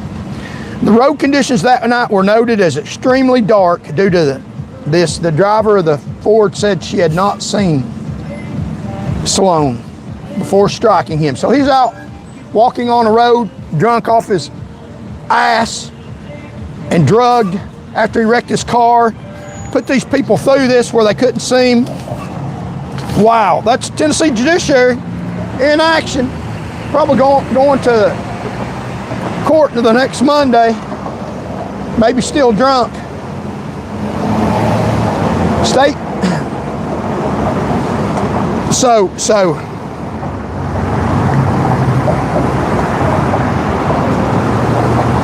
A crash report from the Tennessee Highway Patrol said Sloan was hit by a 2010 Ford Fusion. That couldn't see him. The pattern: judges, state board can reprimand, cannot remove, cannot garnish wages, cannot hold in contempt, cannot bar from courtroom. Only the legislature can remove a judge. It requires 2/3 supermajority. 66 House members and 22 senators have to remove judges. Let's remove these House members and senators that refuse to remove crappy judges. Let's vote them out. If they're in the House and Senate right now, remove them. Very few should stay. 2 removals in 50 years. Only 2 judges have been removed in 50 years. Look at all these I'm talking about. Why ain't they being removed? Locking you up. So drunk and drugged they're killing themselves. Putting people through horrific incidences on the road. 2 removals in 50 years. Both required federal criminal conviction first. The Board of Judicial Conduct is a pressure relief valve. It exists so citizens feel like someone is watching. When a judge ignores it, nobody's enforcing anything. There's nobody enforcing anything. These judges do whatever the hell they want to do, whenever they want to do it. The innocent people railroaded, evidence twisted. So we're going to talk about what they do to you in the crooked Tennessee judiciary. So yeah, we got almost 100 people in here. In the crooked Tennessee judiciary. And these are the judges, the drunk, high on amphetamines, wrecking their car, staggering all over the road. And putting people in jail, violating due process. This is what they're doing to you. Joyce Watkins and Charles Dunn, Nashville, 1988-2022. Watkins served 27 years. Could be you. Dunn died in prison in 2015, still waiting. Both convicted for the 1987 rape and murder of Watkins' 4-year-old great niece. DA's Conviction Review Unit found the prosecutor was aggressive and at times dishonest. Medical examiner Gretel Harlan changed her testimony about injury timing 20 minutes before the trial started. So they're changing their testimony 20 minutes before trial. Her husband, Charles Harlan, Nashville medical examiner, was later forced to resign after sexual harassment suit. His medical license revoked for 20 counts of misconduct. A tenant later found a jar of human body parts in his laundry. So his wife is changing her testimony, getting people convicted wrongly of murder and rape of their own child. Adam Bursell, Grady County, 2007. Let's look at this first. Human body parts in there. Watkins was interviewed multiple times without Miranda warnings or counsel. Police never investigated other adults with access to the child. All charges dismissed January 12, 2022. That's after they did a lot of time in prison. One of them died in prison. All charges dismissed January 12, 2022. Medical examiner Charles Harlan, medical examiner Gartell Harlan. The judge who dismissed was Angelita Blackshore Dalton. So these are people who got wrongly convicted. You don't think it can happen to you? We'll go on. Adam Bursell, Grundy County, 2007 to 2021. Convicted almost entirely on a single photograph identification. Photograph identification is very suspect. TBI identified the real killer, Kermit Bryson, by fingerprint match, and very convincing. Sat on the evidence for over a year. So they knew fingerprint evidence, sat on it for over a year. Braxel exonerated December 2021 by Governor Bill Lee. Board of Claims awarded $1 million in June 2023. Federal lawsuit names Sheriff Brent Myers' estate, former Chief Deputy Lonnie Creek, former Deputy Andrew West, and retired TBI Special Agent Larry Davis, alleging fabricated evidence,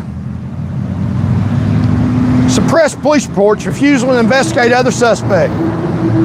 Named TBI agent, Special Agent Larry Davis and Sheriff Brent Myers. You don't think you can go to jail for not committing a crime when somebody else's fingerprints is on the scene? Let me go on. Scott Milton, Bradley County, 1993 to 2025. He had 18 alibi witnesses. 18. Had time-stamped store receipts, placed him in a completely different county. Convicted anyway. I got proof. I won't go to jail. I wasn't there. I was somewhere else. I can prove it. Good luck. Good luck with that. Convicted anyway. I told you all at the beginning of the show, when I went into law enforcement, they showed me police officers getting killed for about 2 days, reenactments, trying to wake me up. Hey, this can happen to you. Watch out what's going on. It's a dangerous world. I was in my 20s, woke me up, trying to wake you up. This can happen to you. Watch out what's going on. It's real. You may be next, unless you're paying attention, and go vote. Go vote. Our last day of early voting here in Knox County is tomorrow. Go vote. Vote these people out. Scott Milton, Bradley County, 1993. 18 alibi witnesses. You're locked down. 18 alibi witnesses. They convicted him anyway. Time-stamped receipts, placing him in a completely different county. It doesn't matter. Still went to jail. Whatever you think, it don't matter. They're listening to your phone calls with your attorney. Violating due process. They'll find a way to get what they want done. Locked you up for control. It's not about crime. It's about control. I know that from criminology 101, taught in the university. It's real stuff. Doesn't happen all the time, but enough. Police officers don't get killed all the time, but enough where we need to pay attention. It's gone rogue. They went completely out of their damn minds. Wake up, Tennessee. Wake up, America. So, convicted anyway. Spent 30 years in prison. 30 years. That's a lot of time, his whole life. 30 years? Wow. So, this is horrific. This could happen to you. I'm telling you, it could have happened. You could get, as a police officer, shot down. They showed me that. I seen it. When I got out of a car, after I seen all those videos out on the road, I paid attention to what the hell was going on. Tried to make it hard for somebody to kill me because I knew it was a high likelihood, high probability. I woke up to reality. It's a high likelihood, high probability you will be sitting in a jail cell in the county that you live in for trumped up charges, no matter what the evidence. That's the truth. I've seen it done, been there, done that, got beat up for it. It's real. Where's the video of me committing a crime that they say I committed? Ain't got one because I didn't. They lied. They'll destroy evidence. So, spent 30 years in prison, 3 days of isolated interrogation, intellectual disability, functional illiteracy. He waived his rights. Signed without understanding, exonerated January 23rd, 2025 after 30 years in prison. Now, I'm telling you some cases. This is stuff that I've read, newspaper clippings, got together about judicial corruption. But I'm telling you some stuff that I know. I've seen it with my own 4 eyes, that it was dirty and wrong. So I don't doubt this stuff for 1 second. One is too many. Look at all this. Ricky Lee Webb, 2024, released October 4th, 2025 after 46 years, 8 months and 20 days in prison in Tennessee. 4th longest wrongful imprisonment in United States history. Maintained his innocence the entire time. 40 years in prison, 46. That's about half his life. I maintain my innocence about all the false accusations the government has placed against me, and I can prove it, but it doesn't matter. Alibi witnesses, stamp testimony, you're going, because they say you are, because they're in power. Our last hope is to vote them out, spread the message, subscribe to the channel if you like this message. If you like reality, the dark, grim, real truth, these people are dangerous to you. I'm not dangerous to you. I'm waking you up, getting you to vote. Get them out of there, and we can do it. Artist Whitehead, Memphis, 2002 to 2024. We go on. Convicted of a 2002 robbery. No fingerprints match him. No physical evidence connect him. Arrest came 8 months later from an anonymous Crime Stopper tip. Exonerated January 31st, 2024. Wayne Burgess, Giles County, 1999 to 2023. Convicted of murdering his girlfriend's 16-month-old child. Conviction based largely on disgraced medical examiner Charles Harlan. Now, he's the one that they found body parts in his laundry at his house based on his testimony. State's own medical examiner later said Burgess could not have medically possibly committed the act. Served 24 years. Exonerated in 2023. So, look at the number of cases that this happens to these innocent people, and it could happen to you very easily. Thomas Cardley, Middle Tennessee, 2008-2023. Federal Judge Alina Turner overturned his conviction in June 2023. And these are cases that we know about, After spending large times in prison, they were exonerated. Some people could be you. We don't know about, never get exonerated and are innocent. You know, it's a joke among officials. Everybody in prison says they're innocent. Some of them are. These people were found by evidence that they were. And I know cases where they are innocent, locked up by government officials that we put our trust in. Thomas Clardy, Middle Tennessee, 2008-2023. Federal Judge Anita Target overturned his conviction June 23rd. His lawyer failed to present any expert testimony on eyewitness identification or liability. Walked out of prison October 20th, 2023 after 17 years. 17 years in jail for something he didn't do. AG's office appealing the Sixth Circuit. He's still fighting to keep him convicted after a federal judge said the trial was constitutionally defective. He has since been put back in jail. Here recently, he's been put back in jail and still fighting. He's saying a wrongful conviction. And if these cases aren't enough, there's cases that I know about where I know people were innocent. I know people did the wrong thing, conclusive. So Claude Garrett, Old Hickory, 1992 to 2022, convicted of murder by arson based on fire investigation scene that has been since completely discredited, based on testimony that's completely discredited. Exonerated 2022 by the Tennessee Innocence Project. You don't think he can go to jail? Look at this. These are ones that we know about. Even if you don't buy every one of them is too many, and a lot of them are. Wrongful convictions. It could be you next. Claude Garrett, okay. The science discredited. They don't care about expert witness testimony. They'll hire their own expert to discredit their expert. The pattern, wrongful convictions. Same disgraced medical examiner Charles Harlan appeals in multiple wrongful convictions across multiple counties. Tennessee State Appellate Courts affirmed these convictions through multiple rounds of review. So if you think reviews will get you out of it, they affirmed a lot of his wrongful convictions. Federal courts and conviction review units had to intervene. The Tennessee Innocence Project has produced 10 exonerations since 2019 alone. Prosecutors who lie and face no real consequences.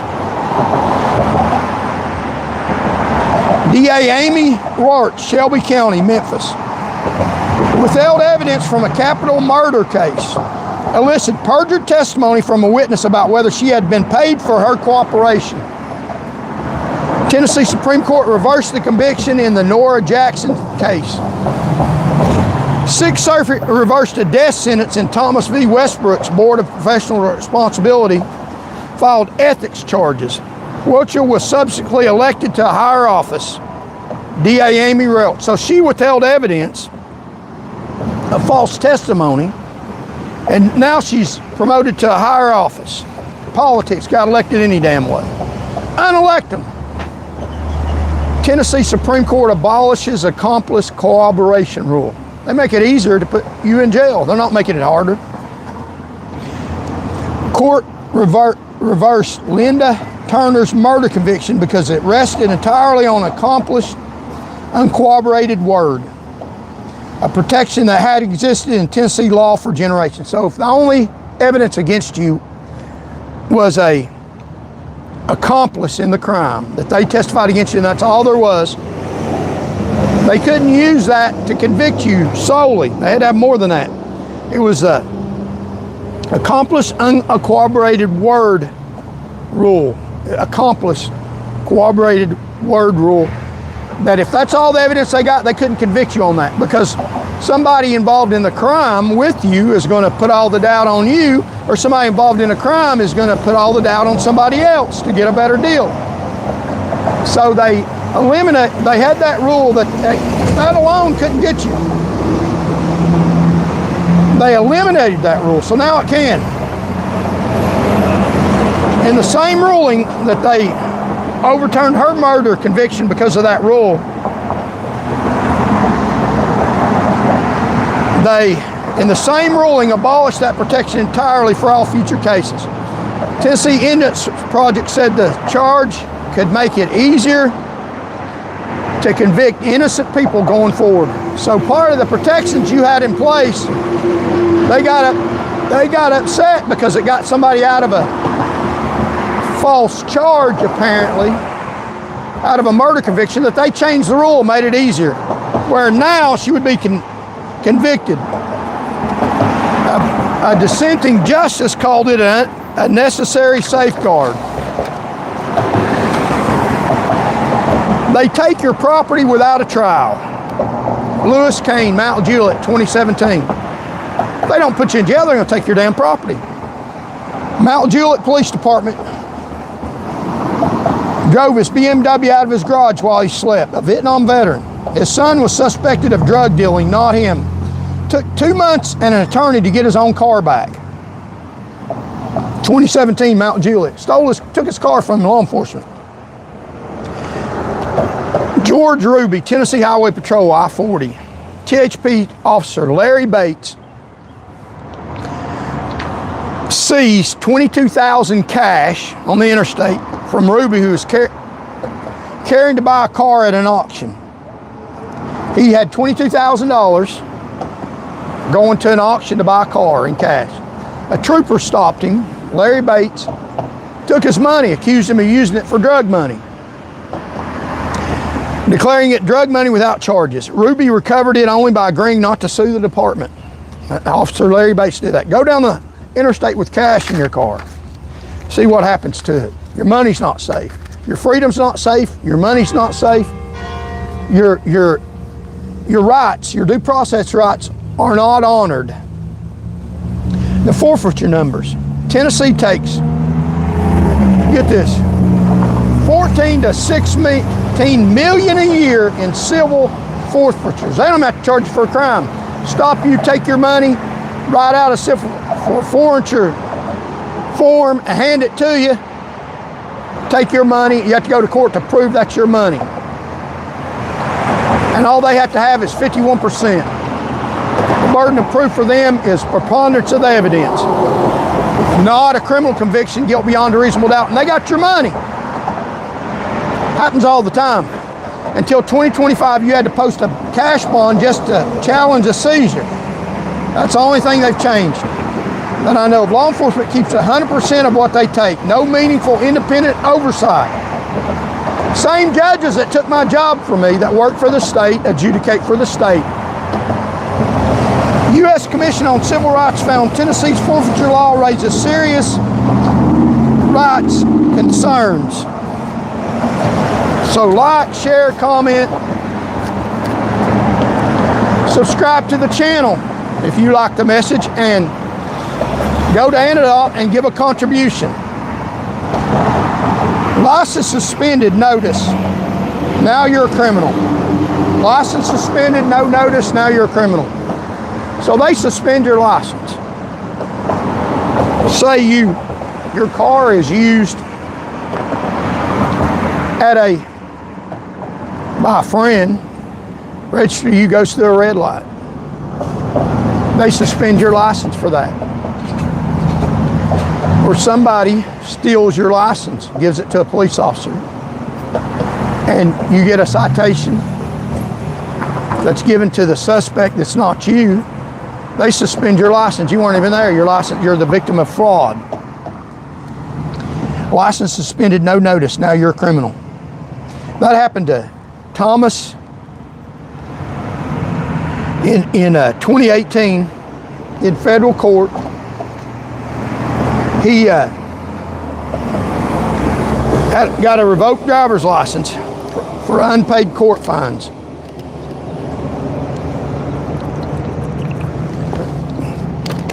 So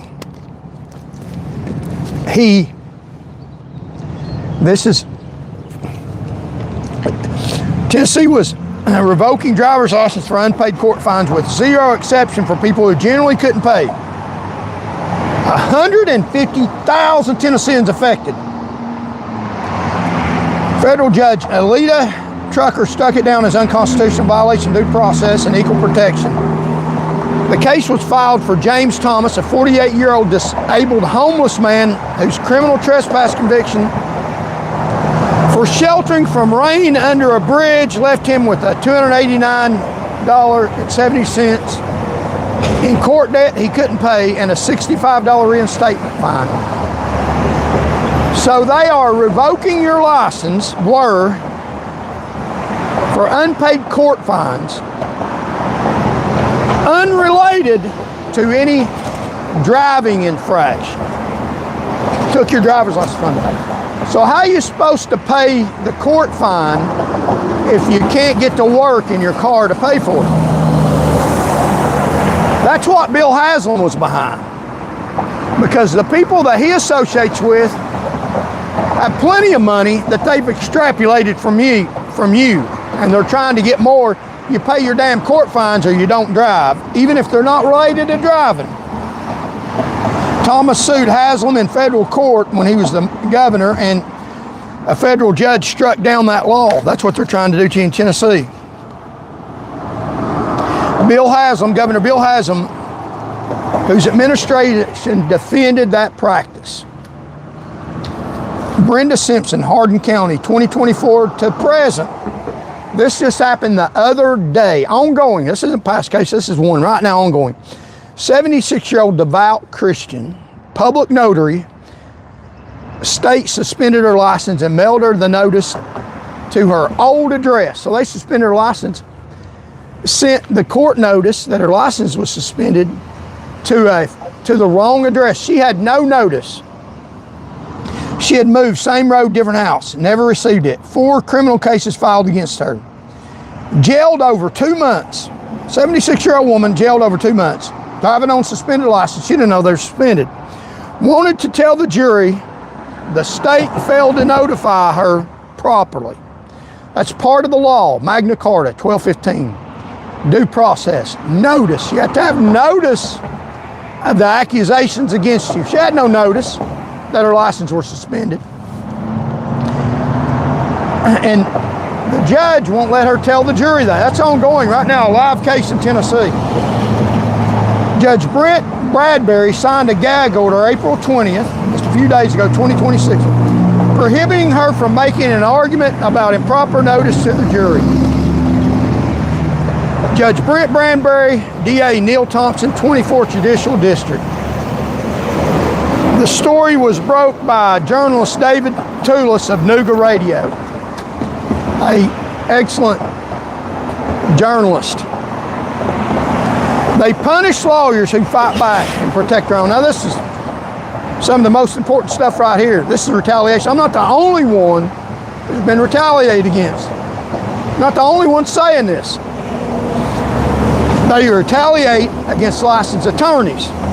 They retaliate against people like me trying to get their license.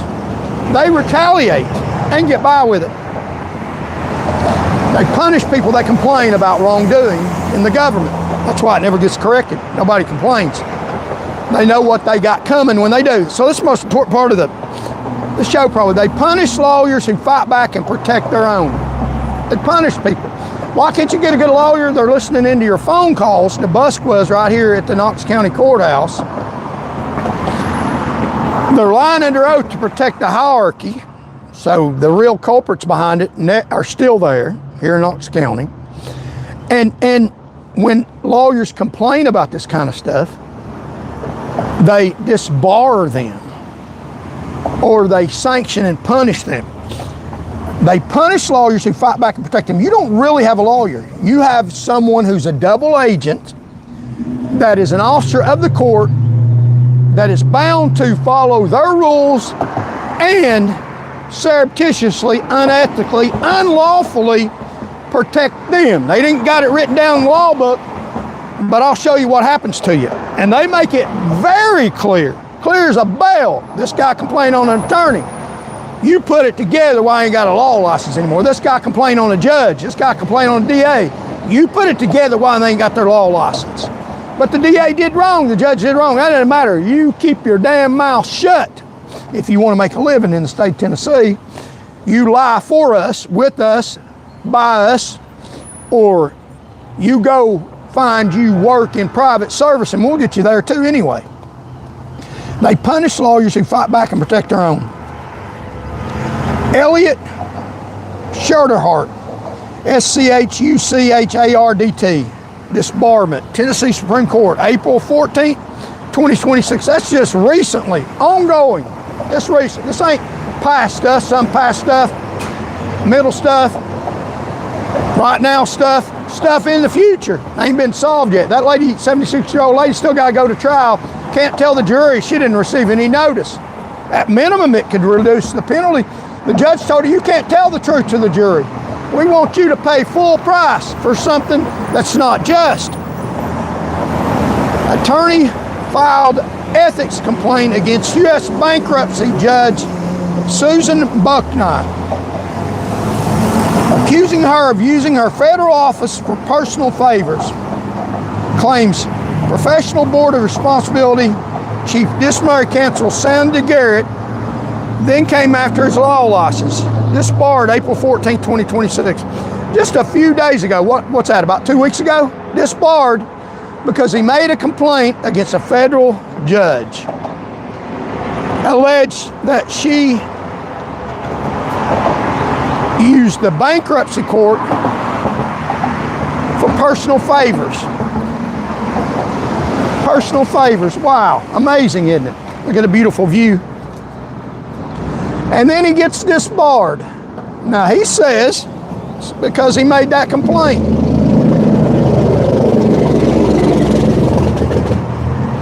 He claims Board of Professional Responsibility Chief Disciplinary Counsel Sandy Garrett then came after his law license.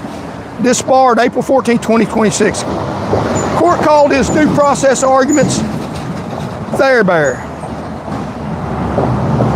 Judge Susan Bucknott, federal court judge. He claims she used her federal office for personal favors. Sandy Garrett, Chief Disciplinary Counsel. Disbarred attorney for making a complaint. That's just not one attorney that's complaining about it. Multiple, giving you the dark side of the truth, the real picture of the judiciary and prosecutors in the state of Tennessee. They're dirty as hell. You can discount some of them if you want to. They're all true. I know what I know, I've seen it. You can't discount every one of them. Let's go on. It gets worse. The documented pattern, attorney David Horowitz. Tennessee defense attorney David Horowitz documented the prosecutor's caught withholding exonerating evidence in capital cases receive the same public censure as an attorney who helped a poor client pay her rent. So, a defense attorney helped a lady, his client, pay her rent. The person that he was defending in court. Under the rules, you're not supposed to do that. You can't help a client outside the court, pay any of their bills or anything. That's against the rules. He received he got punished for it. Tennessee defense attorney David Horst documented that prosecutors caught withholding exonerating evidence in capital court cases received the same public censure as an attorney who helped a poor client pay her rent. So the same punishment, public censure, for somebody doing good, because it's against the rules, is given a public censure. That's all they get for a prosecutor that's holding evidence in a death penalty case, just receives a public censure. I think that's a little worse. You're giving false evidence that could get somebody killed, and you get the same penalty as somebody that's paying somebody's rent for them out of the goodness of your heart. That's the system they got set up. If they even expose you. His documented conclusion, David Horowitz. There is no sure way. Now listen to this. Licensed attorney in Tennessee. Stick his neck up, ain't he? There is no sure way to guarantee severe professional sanction in Tennessee than to stand up to a judge. You stand up to a judge, there's no sure way than you'll get severe sanctions. So it's not just me saying that. It's not just a disbarred judge saying that. Let's look at Knox County Assistant District Attorney Robert DeBusk, October 24, 2024, just a few feet from here. Lock you up in a heartbeat. Named DA Sharman Tissue Allen. Sharman Allen is a prosecutor here in Knox County. Sharman Tissue Allen. So the wind's blowing a little bit. Here's what he did. Mike Wellen, named defense attorney who exposed it. Mike Wellen, he exposed it. DeBusk accessed private emails between defendant Stephen Heldreth and his defense attorney. Attorney-client communications are constitutionally protected. Completely off limits to prosecutors. He then allegedly asked a supervisor whether he could use a privileged phone call as trial evidence. So he's listening to you talking to your attorney over the phone, bugging the phone, listening to what you're saying. He asked one of his supervisors in the prosecutor's office if he could use what was said, confidential communications, in court as trial evidence without telling him. That supervisor told him off the record he could use it. So he's being told by supervisors, yeah, you can violate the Constitution and use it. Any lawyer or any citizen knows usually that if you talk to your lawyer, that's confidential communications. Your lawyer can't divulge that. Somebody else can't surreptitiously listen into it and divulge it. That supervisor who told him he could use it has never been publicly identified. Still, right down here at the Knox County DA's office, DeBusk resigned, that I know of, never faced any civil or criminal sanctions for violating the Constitution. And the supervisor who told him he could use that is still at the Knox County DA's office. On the stand, DeBusk said he could not recall the conversation with the supervisor. A witness told a defense attorney, Whalen, that DeBusk had been discussing the exact conversation in the courthouse hallways minutes before he took the oath. So he lied under oath. He said he couldn't recall the conversation. He was just talking about the conversation he had with his supervisor, so he could recall it. Plus, he's got short-term memory, and I don't think an attorney has short-term memory. He didn't even deny it. He just said he couldn't remember it. But saying you can't remember it when you just talked about it is a lie, because he's covering for the prosecutor's office. Somebody in that damn prosecutor's office right now under Sharma Tissue Allen told an assistant district attorney under her that he could use phone calls that are constitutionally protected, but that he was listening in on to between an attorney and his client. And they're still there. He said he couldn't remember while a witness said he was just talking about it minutes earlier. DeBusk resigned, referred to the PBR, documented throughout these cards as essentially toothless. The PBR doesn't do a damn thing. The supervisor who authorized using constitutionally obtained evidence faces zero public accountability. They're still there. Ongoing to this day. We'll never know who they are. They protect each other. Put you in jail and protect each other. Listen to your phone calls. For all I know, they're still listening to your damn phone calls. This is one I seen with my own eyes. Barbara Zulica, Western District of Tennessee, 2019. Now this isn't something I heard about, read about in the newspaper. I experienced this one. Barbara Zulica, Assistant U.S. Attorney, Western District of Tennessee in Memphis, Shelby County. Put a lot of people in jail. She's a prosecutor. She brings in charges and argues, trained as a lawyer, to try to have you locked up, bring criminal penalties against you in the federal prosecutor's office. That was her job, trained to do that. She was on the Board of Law Examiners in my case.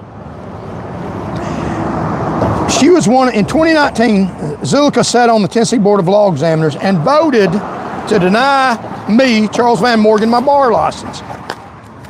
She voted to deny me my bar license. She's on the Tennessee Board of Law Examiners, deciding where people are of good character to practice law. She is friends with the Tennessee Supreme Court. She's a federal prosecutor in Western Tennessee in federal court. Her name is on the adverse ruling against me. She voted against me on my character and fitness grounds, candor and honesty. At the same time, she voted against me, saying that I was not a good character. She was falsifying full time records, reporting for days she didn't work, stealing between $6,500 and $15,000 in government pay, saying I didn't have character. Well, I've never been convicted of any crime, let alone a crime of dishonesty. She was committing an infamous crime, a crime of dishonesty. In November 2019, she pled guilty to federal theft, resigned from the U.S. Attorney's Office. She got her law license back within approximately 3 months. She said I couldn't have my law license because I'm not of good enough character to have my law license. Now get this, while she was committing a crime of dishonesty, she's friends with the judiciary. They took her law license for about 3 months. She's already a licensed attorney. That was 2019.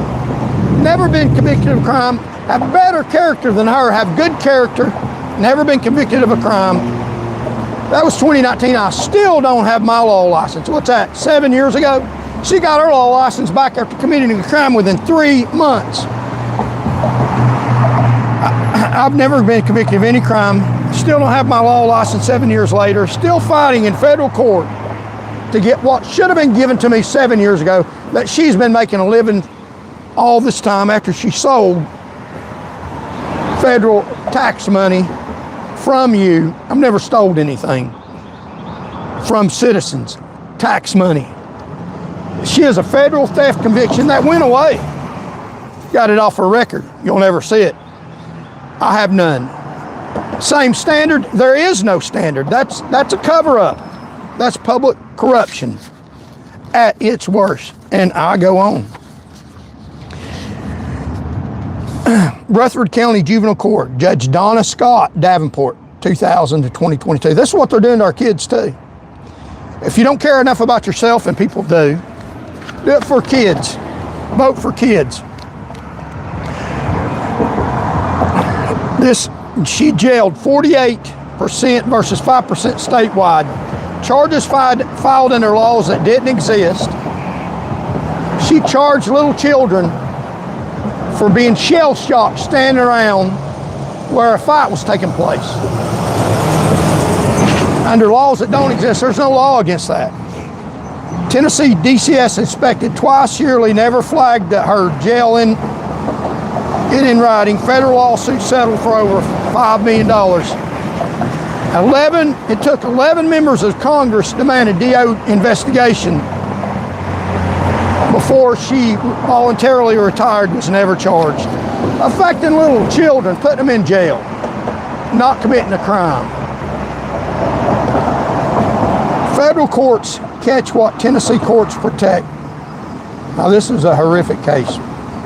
Tyree Nichols, Memphis, 2023 to the present. This is still ongoing. A nationwide story. 2023, 5 Memphis police officers from the Scorpion unit pulled Nichols over and beat him to death. He called out for his mother during the beating, died 3 days later. Named officers charged federally and by the state. Terradus Beam, Dermitus Haley, Emmett Martin III, Damus Mills Jr., and Justin Smith. Federal trial.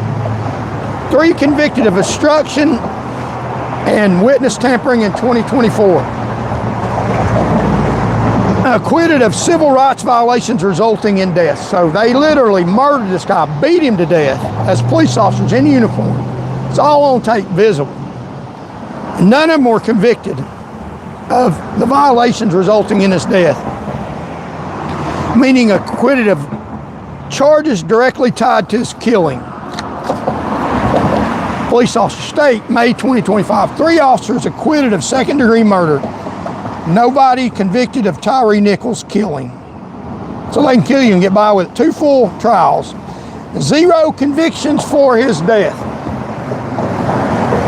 And then the bombshell, Judge Mark Norris, who presided over the entire federal trial, had privately told the U.S. Attorney's Office, the FBI, that he believed at least one defendant was connected to violence against his own law clerk after the trial ended. So one of the police officers was in a gang, he believed, the judge, that was involved in violence against his law clerk. So he never divulged that to the officers' defense attorneys. So they're having to do a whole new trial over that. Never disclosed to the defense attorneys. New federal trial ordered August 2025 by Judge Sharon Lipton, named Judge Mark Norris. Undisclosed conflict. Judge Cheryl Lipton ordered a new trial. So they get a brand new trial because the judge had a bias that he told other prosecutors they didn't tell the defense attorney. Judge McMillan sits right here in this courtroom, arrested, had somebody incarcerated, false evidence. Judge Salone, drunk. This isn't a few bad apples. This is the barrel. Judge protected for decades. Prosecutors who lie to get promoted. Innocent people serve 30 and 40 years, and it very well could be you that gets convicted of a crime you didn't commit. Your property taken without trial, your license suspended without notice, your privileged communications read by the people prosecuting you. Happened, I just showed you, a federal prosecutor voted against me for lack of honesty while committing federal theft, got her law license back within 3 months. I'm still having to fight. Look how dirty this is. I've never been convicted of any crime in my life, and I'm still fighting 7 years later. And if you're a lawyer who fights back, they come for your license too. I know I'm living it right now in federal court. This is not isolated. This is a system designed to protect itself. Let's talk about what the Holy Scriptures say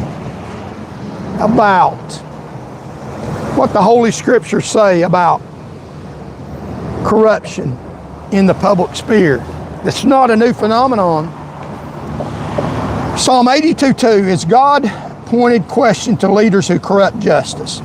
He calls out their ongoing patterns, crooked rulings and favoritism toward evildoers, while offering a moment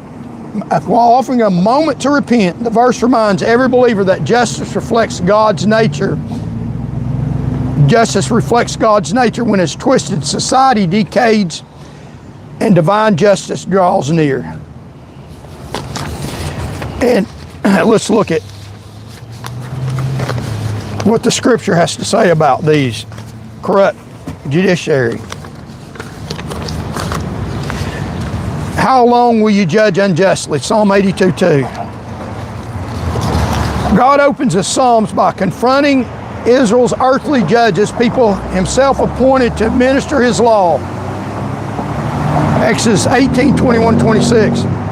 Because Scripture is both accurate and literal, we understand that he is addressing real leaders who are accountable to his standards. How long highlights God's patience being tried. He has tolerated corruption, but his forbearance has limits. Judge unjustly exposes verdicts that twist truth, silence the righteous, or ignore evidence, precisely what he forbids.